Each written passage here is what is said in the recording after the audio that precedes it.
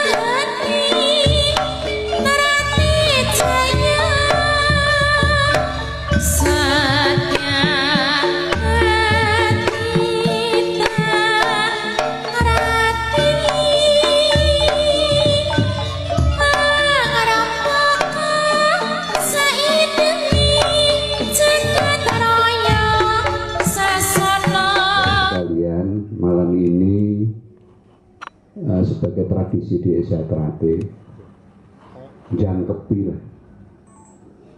Yang pertama tasakuran 10 suro agar perjalanan hidup kita di depan akan menjadi lebih baik. Kemudian ini juga sarana introspeksi kita bersama bahwa Eshatrate selama perjalanan 1 tahun ke belakang dulu itu apa yang sudah kita lakukan, apa yang belum, dan yang perlu kita kerjakan ke depan itu apa dan sebagainya. Perlu muhasabah, perlu perenungan dan sebagainya. Kemudian yang kedua, ditetapkannya 10 Muharram ini oleh anggaran dasar rumah tangga atau oleh pusat, oleh seluruh Indonesia bahwa ini hari ulang tahun Eshatrate ke-101. Jadi kalau sini tulis 100 itu salah saya sudah tulis 100, saya tanya ke pusat, enggak 100 itu 101, alhamdulillah ya sudahlah. Ini dianggap kayak 100, besok kan us 1 jadi 101 besok. Ini saya kembali lagi bahwa hari ini adalah hari ulang tahun 10 Muharram ini, hari ulang tahun Eshatrate. Karena apa yang menghentikannya para leluhur ini sering mengatakan bahwa ada yang mengatakan 1 suro itu harinya Eshatrate, ada yang menyampaikan bahwa 10 suro itu hari lahirnya Eshatrate. Karena ditelaah sampai ke bawah dengan Google Map begitu, pada 10 suro tahun 1922 itu jatuh pada 2 September tahun 2022 kemarin, 100 tahunnya itu. Dan secara nasional sudah kita peringati, dan kita juga pernah melaksanakan kegiatan 100 tahun dengan tenger di sana itu bahwa 100 tahun Eshatrate ini untuk dunia, karena sebetulnya menjadi sebuah kebutuhan. Saudara sekalian, didikan Eshatrate ini didikan yang sebetulnya sudah sangat universal sekali, sangat mudah diterima dan bisa diserap oleh segala lapisan masyarakat dan latar belakang yang berbeda-beda. Bahkan sekarang sudah berkembang tidak hanya di wilayah negara kesatuan Republik Indonesia, tapi sudah ke mancanegara, di Taiwan, di Korea, kemudian di Malaysia, Brunei, Arab Saudi, di Hong Kong dan sebagainya, bahkan di Soviet juga ada, di Inggris juga ada dan sebagainya. Jadi saking mudah diterimanya dan bisa diterima dari beberapa latar belakang, baik itu agama, ras, suku, agama dan sebagainya, SHKT bisa berkembang. Tidak hanya berkembang di daerah muslim, tapi kalau kita melihat di Bali ini juga bisa berkembang secara besar karena di sana juga mayoritas agamanya Hindu. Di NTT mayoritas agamanya Kristen, Katolik dan sebagainya. Di Papua juga demikian. Apa sih yang menelatar belakang ini? Karena apa? Jadi diri sejahtera ini mudah sekali untuk bisa diserap. Insya Allah tidak ada di perguruan lain yang seperti di sejahtera. Saya bukan kok mengunggulkan sejahtera. Dengan rata unggul ke ya belayan unggul perguruan gue. Yang pertama karena jati diri ini itu rasa persaudaraan dari deloken. Ada perguruan-perguruan yang mematok atau memberi dasar bahwa itu dari persaudaraan. Tapi rasa seduluran seperti hubungan antara manusia satu dan yang lainnya seperti kita tidak ada. Kalau kakak ngadi, gak ndelok sopo siro, sopo ini dan sebagainya, tapi betul-betul bisa menyatu. Seduluran yang enggak bijak nih macam-macam pokoknya guyub rukun, sugih melarat ora dan sebagainya. Saling sayang menyayangi, saling hormat menghormati dan saling bertanggung jawab. Ini pegangan seduluran ini saya kira di Indonesia hati yang ada.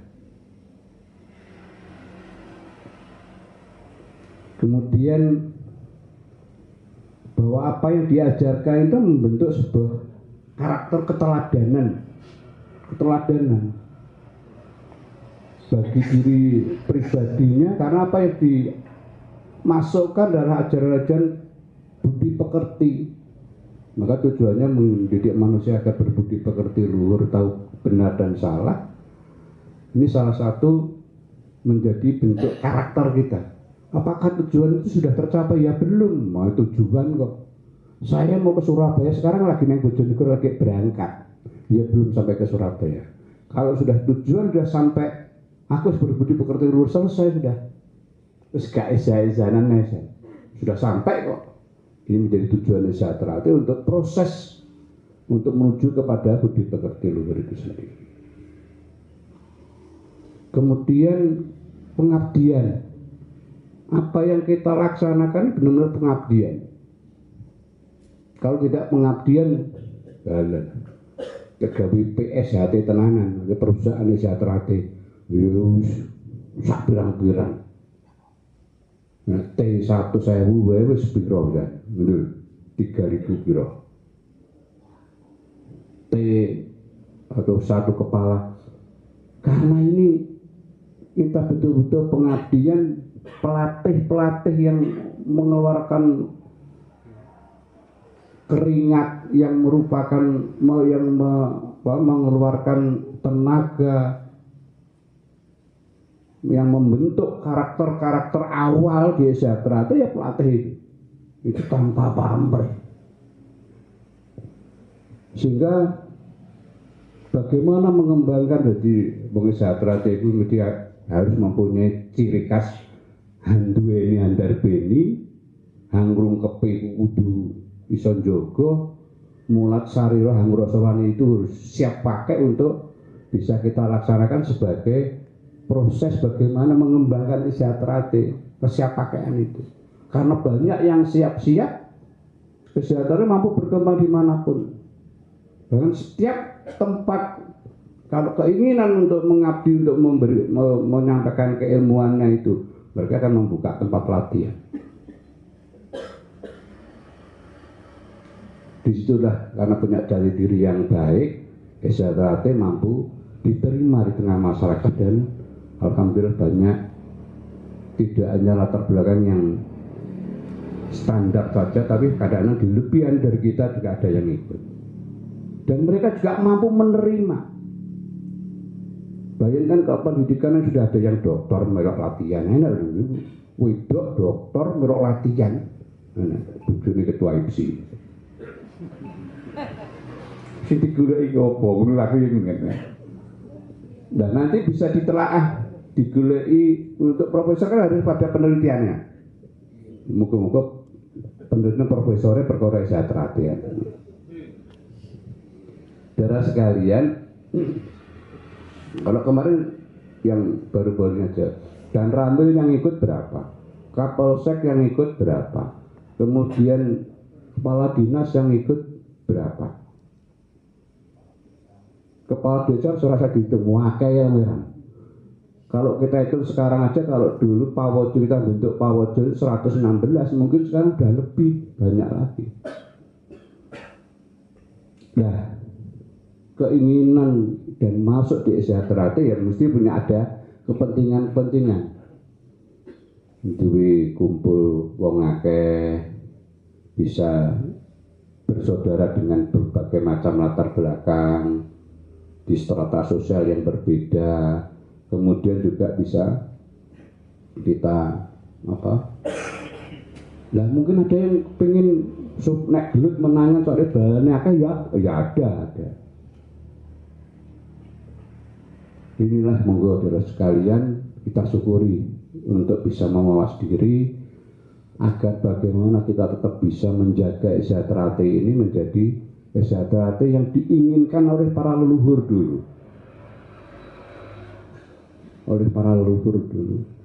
Karena saya yakin leluhur dulu juga menginginkan bahwa sejahtera ini bisa berkembang, bisa diterima oleh masyarakat, bisa mengisi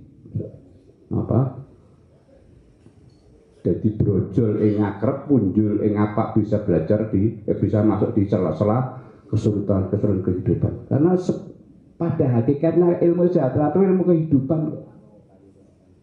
kehidupan. Kemudian saudara sekalian, terkait dengan pada malam hari ini, selain kita juga memperingati hari ulang tahun sejahtera yang kita cintai ini juga sebagai sarana untuk mawas diri, bersyukur bahwa apa yang sudah kita laksanakan ini berjalan dengan baik dan lancar. Kemudian yang kedua, tentunya sebagai langkah-langkah kita ke depan untuk lebih perjalanan ke depan akan lebih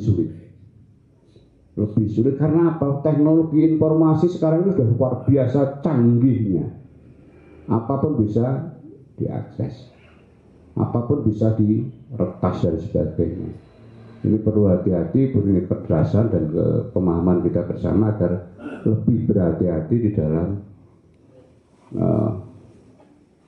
memakai gadget atau mungkin teknologi informasi yang dengan pesat ini.